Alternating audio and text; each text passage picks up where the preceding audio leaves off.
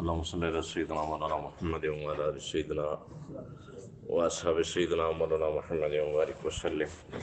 استغفر الله رب من كل ذنب وأتوب إليه. استغفر الله رب من كل ذنب وأتوب إليه. الحمد لله رب العالمين والصلاة والسلام على أشرف الأنبياء والمرسلين وعلى آله وأصحابه أجمعين. أما بعد،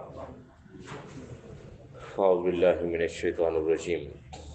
إن قارون كان من قوم موسى فبغى عليهم وآتيناه من الكنوز ما إن مفاتيحه لتنوء بالعصبة إلى القوة إذ قال له قومه لا تفرح إن الله لا يحب الفرحين.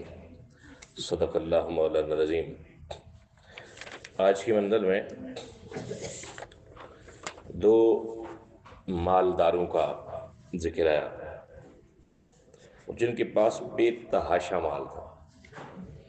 حضرت سلیمان علیہ السلام جن کو اللہ تعالیٰ نے ہر شے کے اوپر کنٹرول دیا ہوا تھا، ہر شے کے اوپر. ہوا بھی ان کے کنٹرول میں تھی، موسم بھی ان کے کنٹرول میں تھے، جو وہ چاہتے تھے وہ ہو جاتا تھا. اور اللہ تعالیٰ نے اتنا مال و زر عطا فرمایا تھا کہ گھوڑوں کے رسے بھی سونے کے تھے، لیکن تھے نبی اور نبی زادے تھے، اور وہ اپنا سارا مال اللہ کی راہ میں خرچ کرتے تھے. اور ان کی جو حکومت تھی پرندوں کے اوپر بھی تھی، اور وہ پرندوں کی بولیاں بھی سمجھتے تھے. حضرت سلیمان علیہ السلام کا لشکر جا رہا تھا، آگے چمٹیاں جا رہی تھیں. چمٹیاں صورت نمل ہے نا، نمل عربی میں چمٹی کو کہتے ہیں. تو ایک چمٹی نے کہا کہ ادھر ادھر ہو جاؤ، ایسا نہ ہو کہ یہ لشکر ہمیں لتاڑ دے. تو حضرت سلیمان علیہ السلام ہنسے، بھائی یہ بھی ہم سے ڈر رہی ہیں کہیں لتڑی نہ جائیں، روندی نہ جائیں.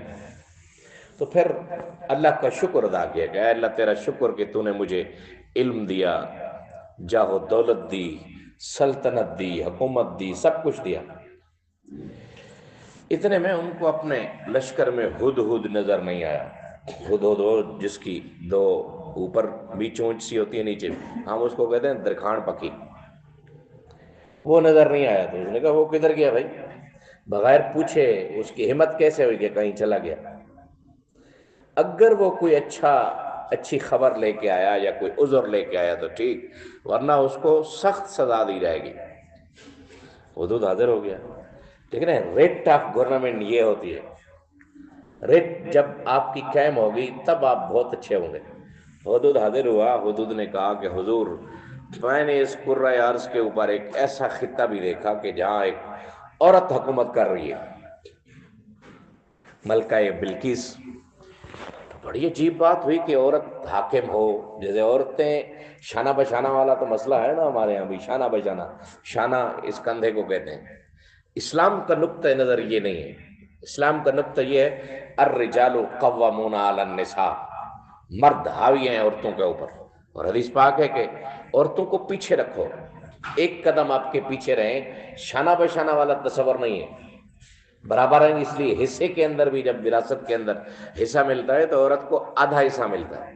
اسی طرح گواہی کے اندر بھی اگر مرد ایک ہوگا گواہی دینے والا تو عورتیں دو ہوں گی، تب ان کی گواہی قابل قبول ہوگی.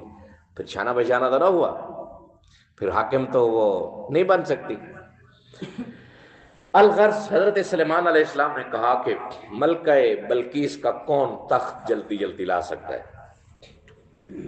ایک جن صاحب بیٹھے تھے. جن نے کہا کہ حضور میں اتنا جلدی لاؤں گا کہ جب تک آپ کی مجلس ختم نہیں ہوگی. سلیمان علیہ السلام نے کہا یہ تو بہت دیر ہے. اس وقت کا ایک عالم بیٹھا تھا. عالم نے کہا کہ حضور، جو اس وقت کی کتاب کا عالم تھا، اس وقت کا مولوی صاحب تھا، اس نے کہا حضور آپ آنکھ ایسے کریں، آنکھ کھولیں گے تو تخت آپ کے قدموں میں موجود ہوگا. علم جو ہے نا، علم وہ انسان کو اللہ کے ساتھ، اللہ کے رسول کے ساتھ ملا دیتا ہے، اللہ تعالیٰ کا قرب عطا فرماتا ہے. ایسا ہی ہوا. ملکہ بلقیس کو جب پیغام ملا کہ ایسے ایسے ہے، حضرت سلیمان علیہ السلام نے خط لکھا کہ اللہ کو مانو ورنہ جنگ کے لیے تیار ہو جاؤ، تو ملکہ بلقیس نے گفٹیں بھیجی، تحفے بھیجے، مال و متاع جو کچھ ہو سکتا تھا، نوکر چاکر بھئی اس کو پیسوں کی ضرورت ہوگی اس لیے کہتا ہے کہ ہماری اطاعت کرو۔ تو حضرت سلیمان علیہ السلام کی جب آگے ٹھاٹ باٹ دیکھی تو وہ اس کے جتنے نوکر چاکر سب کچھ رہ گئے، سب دنگ رہ گئے، یہ تو نور علی نور ہے۔ اتنے میں ملکہ بلقیس حضرت سلیمان علیہ السلام کے پاس حاضر خدمت ہوئی۔ جب آپ کا محل دیکھا تو وہ محل ایسا تھا جیسے شیشہ ہو، شیشہ جیسے چاندی، مطلب اچھا گھر، غلط بات نہیں ہے، آپ نے اچھا ماربل لگایا، شیشہ لگا دیا۔ تو اس نے اپنا کپڑا اوپر کیا، اس سارے قصے کو سورۃ النمل کے اندر قرآن نے ذکر کیا تھا، اس نے سمجھا شاید پانی بہ رہا ہے۔ تو حضرت سلیمان علیہ السلام نے کہا یہ پانی نہیں ہے، یہ سنگ مرمر، یہ چاندی کا لگا ہوا پتھر ہے میرے محل کے اندر۔ اس پیغمبر کی وجاہت اور دبدبا دیکھ کے اس ملکہ بلقیس نے اسی وقت کلمہ پڑھا اور جناب سلیمان علیہ السلام کے تابع ہو گئے۔ اب حضرت سلیمان علیہ السلام کے سب کچھ تابع تھے، جو سب سے زیادہ وہ کام کرواتے تھے جنوں سے اور شیاطین سے کرواتے تھے۔ ہم کہتے ہیں اگر محلے میں کسی کو خدا نہ خواستہ جن ہو نا تو پورے محلے والے اسی سے ڈرتے ہیں، اور عورت کے اوپر جن ہو سب سے زیادہ عورتوں کے اوپر جن آ گیا جی، اس کو مسئلہ کوئی اور ہوتا ہے بہانہ بناتا ہے جی جن آ گیا، جی جن آ گیا، کوئی جن ون نہیں ہوتا۔ نمازوں کے قریب نہیں جاتی عورتیں، اپنی پاکیزگی کا خیال نہیں رکھتی عورتیں، ذکر و اذکار کے اندر نہیں رہتی عورتیں، پھر تو جن آئے گا۔ حضرت سلیمان علیہ السلام ان سے بلڈنگیں بناتے تھے، بڑی بڑی جنوں سے، بڑے بڑے پل بنواتے تھے، بڑے بڑے راستے بنواتے تھے، بڑے بڑے پہاڑوں کو ہموار کرواتے تھے۔ حضرت سلیمان علیہ السلام نے جنوں کو کام بتایا اور خود اپنے ڈنڈے کی ایسے ٹیک لگ کے کھڑے ہو گئے، تھوڑی کے نیچے رکھ لیا۔ 2 سال تک آپ کھڑے رہے، فوت ہو گیا اسی ڈنڈے کے اوپر۔ جن حضرت سلیمان علیہ السلام کی شخصیت کو دیکھ کے 2 سال تک کام کرتے رہے۔ اگر جنوں کو پتہ چلتا کہ فلانی بیماری اس لیے لگی ہے کہ جن صاحب بتائیں گے تو اسی ٹائم پتہ چل جاتا نا حضرت سلیمان علیہ السلام تو فوت ہو گئے، ہمیں کام چھوڑ دینا چاہیے۔ پھر اللہ نے دمک کو حکم دیا تو ان کے ڈنڈے کو نیچے سے دمک کھائے۔ جیسے دمک نے کھایا وہ ڈنڈا نیچے سے ہلا تو جناب سلیمان علیہ السلام زمین کے اوپر تشریف لے آئے۔ پھر جنوں کو پتہ چلا کہ یہ تو بہت ہو چکے ہیں۔ اور یہاں ہمارے اپنے مسئلے ہوتے ہیں، ایک عامل کے پاس جاتے ہیں، عامل صاحب کہتے ہیں ابھی جن سے میں پوچھتا ہوں۔ ہم پڑھ رہے تھے نا کراچی، تو ایک بندہ میرے سامنے تندور کے اوپر کام کرتا تھا، عامل بن گیا، اور عامل ایسا بنا کہ اس کا جن منسرے والی بولی بولتا تھا، کہ وہ خود منسرے کا تھا، بن جل ہوتے جل تلے جل، اور جن ادھر سے لے کے آتا تھا سارے تویز منسرے سے، بالاکوٹ سے، ایبٹ آباد سے، ہری پور سے، اور وہاں آ کے اوپر چھت کے اوپر لٹکا دیتا تھا۔ بھائی جو جن اتنے سفر سے لے کے آیا ہے وہ آ کے ہمیں دکھائے نا یہ تویز ہے جی، پھر وہ تولیے سے ایسے پکڑ کے ایسے ایسے کرتے، کیونکہ اس نے نیچے خود رکھے ہوتے تھے، دکھا رہا ہے جی نکل آیا تویز۔ جنوں کے اندر وہ طاقت نہیں جو انسانوں کے اندر ہے۔ انسان اللہ کی قدرت کا شہکار کامل ہے۔ ایک یہ شخص تھا جس نے ساری زندگی طاعت رسول میں گزاری، اور ایک یہ شخص ہے قارون۔ قارون حضرت موسیٰ علیہ السلام کے چچا کا بیٹا تھا یا خالہ بھائی تھا، قریبی رشتہ دار تھا، اور بنی اسرائیل سے تعلق رکھتا تھا۔ لیکن یہ اپنی ساری قوم کو کہتا تھا جیسے فرعون کر رہا ہے تمہارے لیے یہی بہتر ہے، موسیٰ تمہیں غلط خبریں دیتا ہے، موسیٰ تمہارے لیے غلط کر رہا ہے۔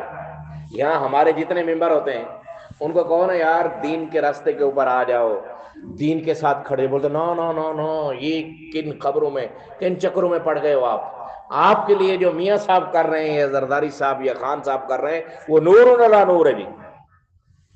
کبھی آپ نے سنا ہے کہ حالات خراب ہوں، ان ہمارے بڑوں کا کوئی بچہ کبھی فوت ہوا ہو، مر گیا ہو؟ میں کراچی رہا ہوں نا، پڑھتا رہا ہوں، کبھی بھی ایم کیو ایم کا بڑے لیڈروں کا بچہ کبھی بھی ٹارگٹ نہیں ہوتا تھا۔ ہم یہ سنیں کبھی یار آج فاروق ستار بھائی کا بیٹا مر گیا، اس کا بھانجا مر گیا، اس کا بھتیجا، کبھی بھی نہیں مرتا تھا، عام غریب مر جاتے تھے۔ شہید سید تھا NP کا، اس کا بھی کوئی رشتہ دار نہیں مرتا تھا. نجم عالم تھا پیپر پارٹی کا، اس کا بھی کوئی نہیں مرتا تھا. سلیم ضیاء تھا نون لیگ کا، ان کا بھی کوئی نہیں مرتا تھا. عام بندے مر رہے ہوتے تھے. اگر حالات شہر کے خراب تھے تو گولی ان کو بھی کبھی لگتی نا. وہ ہمیں پھدو لگاتے تھے سارے، یو جی ہم آپ کے لیے. جس کا بندہ مرتا تھا، جو پہلے اس کو سنبھال لیتا تھا اپنے جھنڈے کے اندر لپیٹ دیتا تھا اس کو، اللہ خیر چلا، یہ میرا کارکن ہے جی. قارون بھی یہی بولی ان کے آگے بولتا تھا، تم خراب راستے کے اوپر چل رہے ہو. اگر موسیٰ علیہ السلام کے ساتھ کھڑے ہوئے، یہ جو ہمارے رنگیلے اوپر بیٹھے ہوئے ہیں، ہمیں نہیں کہتے اوہ جب گستاخی ہوئی تھی نا، فرانس کے صدر نے گستاخی کی تھی، تو ہمارے وہ صاحب کہتے تھے جو آج کل آرام اور سکون سے پڑے ہوئے ہیں، جن کے کارکنان کہتے تھے اگر ہاتھ بھی کسی نے لگایا نا ہاتھ توڑ دیں گے. اب ہاتھ کیا، اگلوں نے 2 سال سے رکھا ہوا ہے، ہاتھ کیا انگلی بھی کسی نے نہیں توڑی کسی کی. وہ کہتا تھا اگر سفیر کو نکال دیا تو پورا یورپ ناراض ہو جائے گا، یورپ ناراض ہو گیا تو پاکستان ڈیفالٹ ہو جائے گا. اسی اللہ کی جو لاٹھی ہوتی ہے نا بے آواز ہوتی ہے، اور اللہ کی جو غیرت ہے وہ انتہائی اعلیٰ درجے کی ہے. اسی دن سے پاکستان کی معیشت ترزلی کا شکار ہوئی یا نہیں ہوئی؟ ہمیں آج کل بتا دیتے ہیں جی مہنگائی جی سنگل اس میں آ گئی، ہندسے میں اتنے پہ تھی اتنی آ گئی. ہمیں تو ساری چیزیں مہنگی مل رہی ہیں، چینی بھی مہنگی مل رہی ہے، سکوٹر خریدتے ہیں وہ بھی مہنگا مل رہا ہے، مرغی کا گوشت بھی مہنگا مل رہا ہے. کدھر سستی چیزیں ہو گئی؟ تو یہ جو بڑے بڑے لوگ ہوتے تھے یہ ہمیں یہ خبریں سناتے ہیں کہ تم یہ ہو جاؤ وہ ہو جاؤ. اور قارون فرعون سے پیسے لیتا تھا. اب اس پیسے کو قرآن نے ذکر کیا، چھت میں ان قارون کان من قوم موسیٰ، بے شک یہ جو قارون تھا جناب موسیٰ علیہ السلام کی قوم سے تھا. فبغى علیہم، اس نے بغاوت کی تھی ان کے اوپر، سرکشی کی تھی. ہمارے ہاں جتنے لوگ حکومتیں کرتے ہیں، جتنے بڑے بڑے عہدوں کے اوپر رہتے ہیں، جس دن ریٹائر ہوتے ہیں اسی دن باہر چلے جاتے ہیں. تھکاوٹ بڑی تھی جی، 10 سال میں گورنر رہا، اب میں دبئی میں رہ رہا ہوں. جس صوبے نے آپ کو گورنرشپ دی 10 سال کے لیے، اس صوبے کے اندر گورنری کے علاوہ 10 دن بھی بندہ نہیں رہا وہ کہے کہ میں نے صوبے کی بڑی خدمت کی ہے. فبغى علیہم، اس نے بغاوت کی. وآتیناہ من الکنوز، اللہ تعالیٰ ارشاد فرماتا ہے ہم نے اس کو کنوز دیے تھے، کنز کی جمع ہے، خزانے دیے تھے. ہمارے ہاں جب مال آ رہا ہو ہم کہتے ہیں سناؤ جی آج صاحب کیا حال، اللہ کا بڑا کرم ہے. ہمارے ہاں کرم کی نشانی مال ہے. اگر یہ کرم کی نشانی ہوتی تو اس قارون کو ملتا مال. اللہ کے ہاں رضا اور غضب کا دار و مدار ہماری اطاعت اور ہماری نافرمانی کے اوپر ہے. اگر ہم اطاعت کر رہے ہیں اللہ تعالیٰ راضی ہے، اگر نافرمان ہے تو اللہ تعالیٰ ناراض ہے. اللہ تعالیٰ شرما وآتیناہ من الکنوز، ہم نے اسے کنوز عطا فرمائے تھے، خزانے. ما ان مفاتیحہ، جو ان کی چابیاں تھیں، مفتاح چابی جو کہتے ہیں، مفاتیح بہت سارے چابیاں، لتنوہ بالعصبہ اولي القوہ، ان چابیوں کی جو گچھے تھے ان کے گچھے طاقتور بندوں کی کمریں جھکا دیتے تھے. ریڑا چلاتے ہیں نا مزدور، ریڑا لوہے والے کتنے مشکل سے چلا رہے تھے بیچارے. اب یہ جو عصبہ کا لفظ ہے یہ 10 سے 15 بندوں کے اوپر بولا جاتا ہے.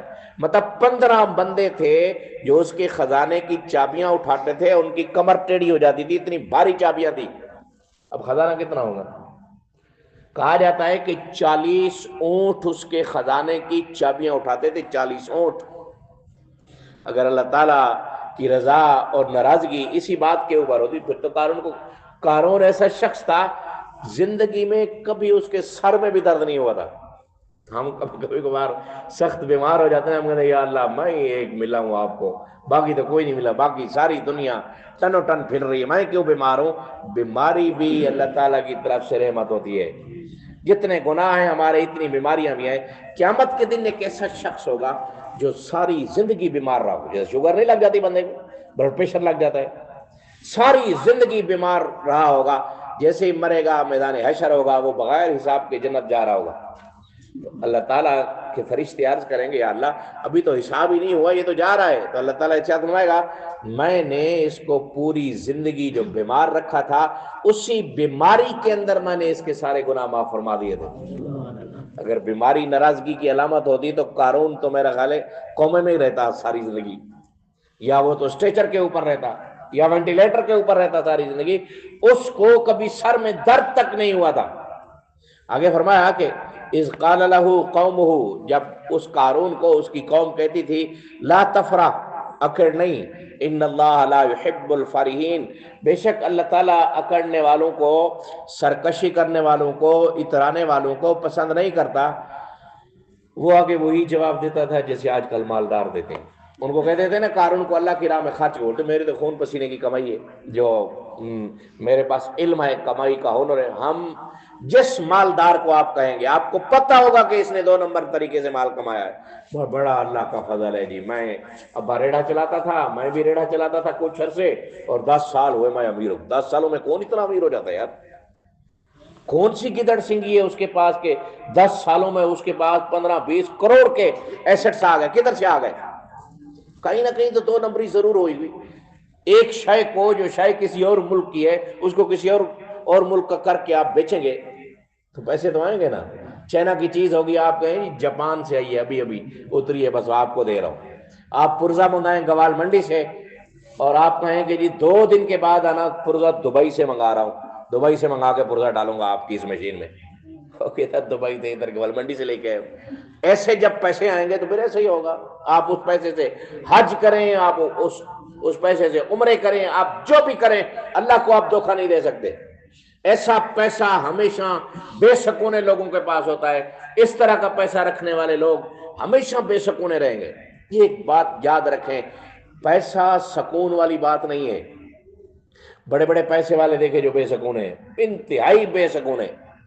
اگر سکون کے لیے پیسہ ہوتا تو اتنا پیسے ہیں، بینک بیلنس ہے، گاڑیاں ہیں، بنگلہ ہے، سب کچھ ہے، اس کے باوجود بھی سکون نہیں ہے، چین نہیں ہے، ہر ٹائم تپے رہتے ہیں، ہر ٹائم تپے رہتے ہیں۔ پیسہ جب آپ کا اپنا ہوگا تو وہ سکون دے گا آپ کو۔ جب آپ نے پیسہ کسی اور کا غصب کیا ہوگا، کسی کا حق مارا ہوگا، سوال ہی نہیں پیدا ہوتا کہ اس مالی عبادت کے اوپر، اس مالی مسئلے کے اوپر اللہ تعالیٰ آپ کو پکڑے نہیں۔ اور سب سے زیادہ جو غضب، سب سے زیادہ جو غصہ آتا ہے اسلام کو، کسی کا حق مارنے کے اوپر آتا ہے۔ جب اس کو کہا جاتا تھا پیسہ خرچ کرو تو وہ کہتا نا نا نا، پیسہ تو اپنا ہے جی، میں نے تو خون پسینے سے کمایا۔ وابتغ فیما آتاک اللہ الدار الاخرہ، اور طلب کر اس مال کے ذریعے جو دیا ہے تجھے اللہ تعالیٰ نے آخرت کا گھر۔ ولا تنس نصیبک من الدنیا، نہ فراموش کر اپنے حصے کو دنیا سے۔ اور واحسن، اس کو حضرت موسیٰ علیہ السلام بھی کہتے تھے کہ نیکی کر کما احسن اللہ الیک، جیسا کہ تیرے ساتھ اللہ تعالیٰ نے نیکی کی، تجھے مال عطا فرمایا۔ ولا تبغ الفساد فی الارض، نہ فساد بپا کر زمین کے اندر۔ لڑاکے کون ہوتے ہیں زیادہ؟ غریب بندے۔ ہماری تو کسی کے ساتھ لڑائی ہو جائے ہمیں سے ہاتھ جوڑتے ہیں جی، معافی مانگتے ہیں جی خدا کے لیے ہمیں، اور امیر بندہ بولتا ہے کتنے پیسے لگیں گے اس کو مارنے کے اوپر؟ اتنے، بولتا ہے ڈبل دوں گا، مار دو اس کو۔ ایسا نہیں ہوتا۔ امیر ذاتوں کے بچے بالکل خرناس بنے ہوتے ہیں، ان کو امید ہوتی ہے کہ ابے کا مال ہے کب کام آئے گا۔ یہ امیر زادے کی آج کل کہانیاں چل رہی ہے نا، وہ کراچی والا بچہ جس نے اپنے ہی دوست کو زندہ گاڑی کے اندر جلا دیا، دونوں ارب پتی ہیں، مارے گئے۔ کیوں؟ مسئلہ تھا ایک جی، میں نے اس کو یہ کہا تھا، اس نے یہ نہیں کیا، تو اس کو زندہ رہنے کا کیوں حق ہے؟ اب اس کا ابا کہتا چھوڑ دو میرے بچے کو، کچھ نہ کچھ اس کو ہو جائے گا۔ چھوڑیں کیوں؟ اس کو بھی ویسے زندہ جلایا جائے جیسے اس نے عام بندہ تو وہ بھی نہیں تھا، لیکن انسان تو تھا نا۔ اپنی آنکھوں سے ایک دوست نے اپنے ہاتھوں کو جلایا، اپنے ہاتھوں سے اپنے دوست کو جلا دیا۔ تو جب پیسہ آتا ہے انسان کے اندر ایک عجیب سا خمار ہوتا ہے۔ ان اللہ لا يحب المفسدین، بے شک اللہ تعالیٰ فساد کرنے والوں کو پسند نہیں کرتا۔ اب قارون کیا کہتا تھا؟ انما اوتیتہ علی علم عندی، کہتے اللہ تعالیٰ نے جو مجھے دیا ہے یہ روپیہ پیسہ، یہ تو میرے علم کی وجہ سے ہے، میرے ہنر کی وجہ سے ہے، میری چلاکیوں کی وجہ سے ہے، میرے خون پسینے کی وجہ سے ہے۔ اولم یعلم ان اللہ قد ہلک من قبلہ، کیا اس مغرور کو اتنا علم بھی نہیں کہ اللہ تعالیٰ نے ہلاک کر ڈالے اس سے پہلے بہت سارے لوگ، بہت ساری قومیں جو اس سے بھی زیادہ قوت والے تھے اور اس سے بھی زیادہ مال رکھتے تھے۔ ولا یسأل عن ذنوبہم المجرمون، اور قیامت کے دن اللہ تعالیٰ مجرموں سے پوچھے گا نہیں کہ ہاں بھائی کون کون سے جرم کیے تھے۔ یعرف المجرمون بسیماہم فیؤخذ بالنواصی والاقدام، ایک ایک جرم ایک ایک مجرم کے ماتھے کے اوپر لکھا ہوگا۔ اس لیے دولت جب آ جائے نا، اس کے اوپر اکڑے نہیں، اللہ کا شکر تو ادا کریں، جو اللہ نے آپ کی دولت کے اندر، مال کے اندر اللہ کا حق رکھا ہے اس کو ضرور ادا کریں۔ اللہ تعالی ہم سب کو حضور نبی کریم صلی اللہ علیہ وسلم کے بتائے ہوئے طریقے کے مطابق زندگی بسر کرنے کی توفیق عطا فرمائے۔ آمین۔ الحمدللہ رب العالمین۔